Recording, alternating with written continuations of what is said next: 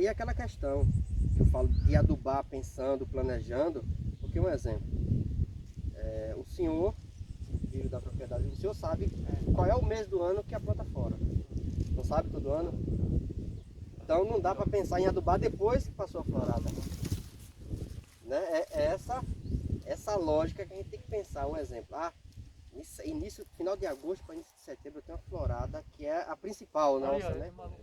É igual o que você está falando, se o produtor não se planejar... Oxe, perdeu tempo, perdeu dinheiro, perdeu tudo. Porque se o senhor não se planejar o momento certo de aplicar aqui, o senhor está perdendo seu tempo, seu serviço, seu produto, seu dinheiro e a planta não responde. Cadê o fruto que vai dar aí? Nada, não vai dar fruto. Perdeu dinheiro, perdeu tempo, perdeu tudo. Tem muita gente que avalia o quê? A florada mais ou menos é agosto, setembro, aí a depender do clima, ela atrasa um pouquinho ou joga um pouquinho para frente, né? É mais ou menos nessa lógica, a questão ambiental que regula isso, mas tem um período mais ou menos. O que é que acontece? Se eu sei que eu preciso que a planta ela expresse seu potencial, né? Mas naquele momento eu vou planejar uma adubação. Eu preciso de um broto novo, mas não muito novo para sustentar aquela flor. Eu preciso de um broto ali que tenha... Tem que ter um período, né? Exatamente, esse broto que tem aí 2, 4 meses, que é onde ele está na condição ideal para sustentar aquela flor. Então eu adubo antes, né? Eu penso ali um exemplo, agosto, julho eu tendo umidade ali, eu já faço adubação pensando na florada. E aí se for o caso da foliar, aquele complemento de ajuda de flor, na pré-florada você já faz. Exatamente, porque você expressa a planta, você estimula ela a expressar seu potencial para ela segurar aquela flor. Aí depois, lógico, depois você vai dar a manutenção.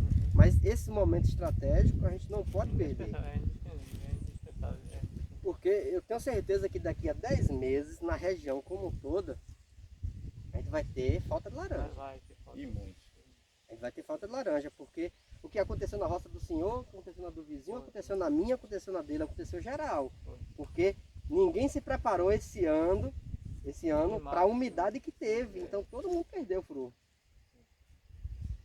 E aí, quem conseguiu fazer o tratamento, proteção de flor, vai ter o fruto aí para barganhar mercado, né? Meia boca ou não, ele conseguiu um pouquinho, né? Então tem toda essa questão do planejamento. E a adubação é essencial. É essencial, não tem para onde correr.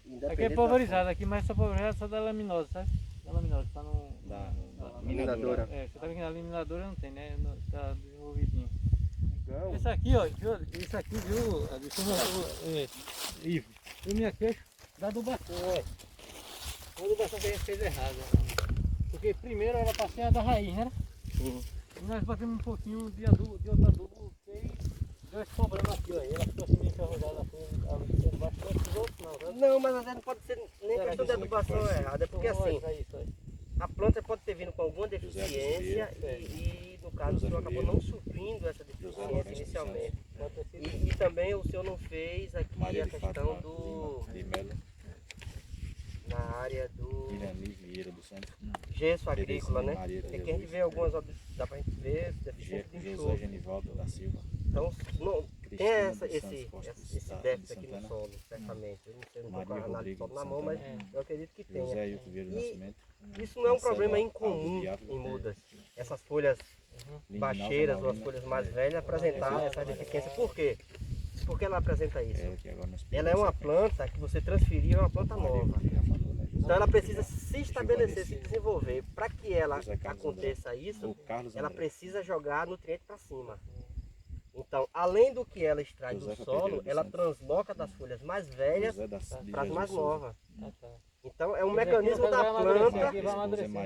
Isso, vai envelhecer e vai cair, vai se envelhecer. Então é um mecanismo da planta para que ela cresça, desenvolva. Porque ela sabe que para ela se desenvolver, ela tem que ter brotações novas, para ela crescer. Ela vai puxar, exatamente. Há um momento que falta baixo, não tem essa reposição, ela transloca da folha mais velha para mais nova. Olha como a natureza é perfeita. A gente que acha que sabe das coisas, né? E os filhos chegando, e os netos, né? E os filhos, e os sobrinhos, e os tataranetos, e os netos, e os tataranetos. Mas é assim mesmo, os mais velhos vão caindo, né? Aí você vai percebendo, ó. a coloração amarela ela tá mais acentuada nas folhas mais baixas. Vai subindo, vai diminuindo, ó. Porque ela tá translocada. Porque aqui é só o caule, só manutenção. Só que aqui ela tá expandindo. Quanto mais você expande, além da água, tem a necessidade do nutriente que acompanha. Se ela não conseguiu absorver esse nutriente porque a raiz não está suficientemente absorvida ou porque está em déficit no solo, ela vai translocar de uma parte mais velha da planta para mais nova. É uma questão da adubação, porque a gente fez a primeira adubação errada, que era a primeira da raiz, né? Isso, era embaixo, adubação de outra adubação. E aí o senhor poderia ter corrigido isso ao longo com foliar. Aí entra a questão do foliar, né? Que é da eficiência do foliar nesse sentido aí. Ajudava bastante, porque ela ia estimular a raiz. O senhor colocando no enraizante. O enraizante ia melhorar a absorção de água e nutriente. Você melhorava como um todo a estrutura. Mas aqui não é muito incomum não isso aí. Não é um problema não. Mas é visível que tem problema com enxofre. Tem uma faltazinha aí. Então, isso é fato. Aqui é mais fértil do que aqui toda a vida. Aqui está em um processo de que está mais próximo, menos intemperizado do que cá. Então o que é que acontece? Aqui acumula mais nutrientes. Pode fazer a análise de cá e cá separado, que o senhor vai ver que a fertilidade é totalmente diferente. Aqui, qual é a grande questão aqui? Se o senhor fez ou subsolou ou fez uma cova profunda para poder não ter impedimento de raiz. Tirando esse impedimento aqui, pode ter certeza que aqui segura mais água, aqui vai ter mais nutriente e a tendência de o senhor ter uma planta melhor do que aqui. Agora, se tiver impedimento da raiz descer, aí complica. Isso é fato. Aí complica porque se pegar no verão Aqui mesmo aqui e 20 centímetros de solo seca rápido. Essa pedra não foi melhor, sabe por quê? Ele não passou o subsolador, né? A haste. Aí ficava bom, porque tá bom, ainda pensamos nisso, mas quando foi para vir, o menino já tinha plantado ali no cantinho, aí sobrou dessas aqui, plantou ali também naquele canto da pedra. Aí ele não passou, mas ele ia passar, já ia cavar fazendo subsolando, sabe? Cavar o rego de fora a fora e botar a muda no ponto certo. Isso é Aí foi cavado na enxadeta, não é muito... Hoje, na nossa região como um todo, como a gente não tem a mesma água que a gente tinha no passado, é uma das práticas que eu considero das mais importantes a subsolagem. Você quebrar o impedimento físico. Porque pra gente que trabalha de sequeiro, o cara do irrigado ainda contorna, né?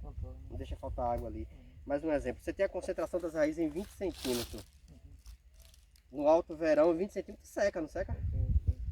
Aí as raízes que descem são poucas, porque a concentração está nos 20 centímetros ali. Então, sofrer com falta de água é mais rápido, né? Então a planta está menos preparada. Então essa é a grande estratégia. É por isso que as empresas de eucalipto aí, que são multinacionais, elas não economizam no preparo de solo. Faz mesmo fazendo. Preparo de solo elas não economizam, investem bastante em correção, subsolagem com 1,10, 1,20 de profundidade, porque a planta, enquanto jovem, ela tem que se estabelecer. Depois de adulta, ela vai estar mais bruta, mas preparo de solo não se economiza. Sabe por quê? Ela para se aprofundar, se estabilizar, né? Exato. De uma maneira... Sabe uma visão que o agricultor acaba tendo errado da coisa, porque é caro inicial? Ah, eu vou gastar não sei quanto para preparar 1 hectare de solo para eu implantar. Mais um exemplo. Não vou nem esticar. Nossos pomares estão vivendo mesmo. Mas você prepara uma vez para um pomar produzir durante 20 anos. Uma vez para ser pago em 20. Uma vez para ser pago em 20. Então, e a turma tem essa visão. E quando é um feijão, um milho, aí você vê a turma corrigindo todo ano, adubando, não sei o que. Uma coisa que vai ficar 6 meses no solo. Aí a turma ainda está fazendo algumas associações fora um pouco da realidade. Ela tá durando, ela dura. Morre um pé aqui, outra lá, mas isso é normal. A gente já replantou aí, outras plantas que vêm da cidade mesmo, sabe? Que a gente foi comprar essa muda aí, foi da cidade mesmo. Aí, mas ele fez a subsolagem, plantou, mas você vê que ela é duradoura. Esse eu assim pensei que é novo esse ciclo, mas esse já vai fazer quase 20 anos. Já vai fazer 20 anos. E aí a tendência dele é ir para 30 anos aí.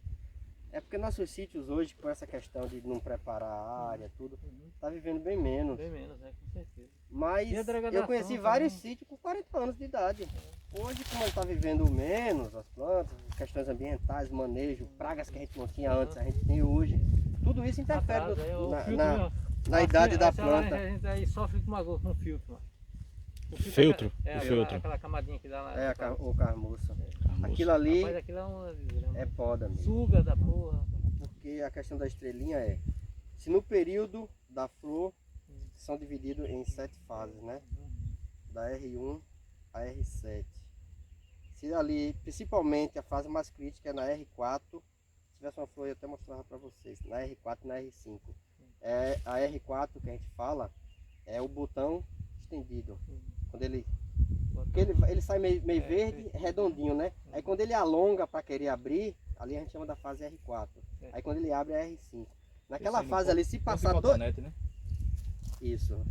Se passar 2 dias ou às vezes nem 2 dias com umidade ali em cima e não tiver feito uma proteção de flor antes ou depois, Não deu nada. dificilmente vai dar, Não vai dar certo. Não dá certo. dificilmente não vai acontecer estrelinha Eu ali. não sabia disso não. E depois que acontece isso, não tem volta. Então, a grande segredo da estrelinha é monitorar. Teve umidade, você faz a pulverização e pode reduzir o volume de cauda. Tá bom. Porque a flor é na parte externa da planta, né? E eu percebo que a turma aqui na região faz o controle e a proteção de flor da mesma forma que faz o controle de praga. E a turma tá pecando nisso, tá jogando dinheiro fora. Você pode fazer com a metade ou com 1/3 do volume de cauda, você faz a mesma proteção. Aí você tem ganho operacional, que você pode trabalhar com uma velocidade maior. Você pode diminuir pressão, porque você não precisa que o produto chegue na parte interna da planta. Então tem alguns ajustes que eu vejo que a turma está precisando fazer ainda aqui. Eu vejo aqui na região de Rio Real, na região como um todo, em Albupe, Alagoinhas, a turma está faltando fazer esse ajuste porque às vezes precisa fazer 3, 4, 5, a depender do período, que esse ano foi muito complicado, para poder proteger essa flor. Mas fica muito caro. E da turma do jeito que a turma está fazendo aí, no geral, fica mais caro, ainda se torna inviável, porque a turma está fazendo como se tivesse... ainda não ganha, né? Ainda não ganha. Porque a turma está utilizando 2.000 litros, pegou esse padrão, 2.000 litros, só que isso não é regra, gente. Além de indicativos, você ajusta com a situação e com a necessidade. Só que a turma pegou como regra, é 2.000 litros por hectare, o cara trabalha aqui, na regulagem que está aqui, vai para o pomar do vizinho, tem 10 anos, está em produção, é um pomar que tem plantas altas lá, que chega a 3,5, 4 metros de altura, entra no outro pomar que tem plantas que não passam de 2 metros de altura e o cara faz a mesma aplicação. Isso precisa arrumar porque fica caro.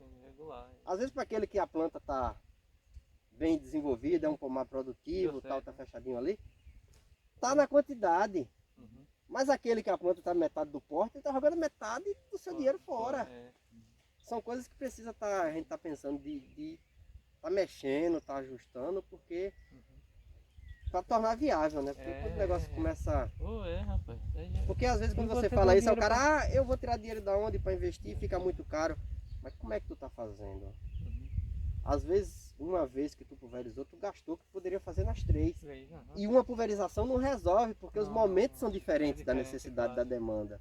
Então isso... É isso que eu não sabia, a turma tem que pensei ajustar. que era só pulverizar, tudo bem. Mas tem que ter o... não precisa esse volume todo. Você precisa ter uma concentração mínima do produto por metro cúbico. Isso é fácil de calcular, um exemplo. Uma planta, quantos metros cúbicos de copa, de área ela ocupa. Existem programinhas aí que você coloca pela altura da planta, tanto que ela cresceu para um lado para o outro. Ele te dá, aí por essa cubagem, aí eu tenho um exemplo, eu tenho 500 plantas por hectare. Eu tenho tantos metros cúbicos. Aí você sabe o tanto de produto que você precisa. E com o volume de cauda que você precisa para atingir isso. Mas nossa região ainda está precisando ajustar. Isso é automático. Não, é 2.000 litros. 2.000 litros. Aplica, que é isso mesmo. É para controlar o que? Mosca negra, 2.000 litros. Para aplicar o que? Acro da falsa, 2.000 litros. Independente do produto. Então, virou meio que, digamos que, papagaio de pirata, né? Um faz, o outro vai repetindo. Faz, o outro vai repetindo. Se baseando no outro, né? Se baseando. E os representantes da mesma forma, né? Então, as coisas nivelaram quando não é para nivelar. São tratamentos diferentes, são produtos diferentes, são necessidades diferentes, demandas diferentes. Então, as coisas têm que ser reguladas, porque o que é que acontece? Principalmente prestador de serviço. E na maioria das propriedades a gente vê isso também. A turma não tem aquele hábito muito de regular o equipamento de trabalho, né? Regulou uma vez só, trabalha até dizer chega. Não, equipamento correto, é se regular no local de trabalho. Porque você regula o equipamento para necessidade.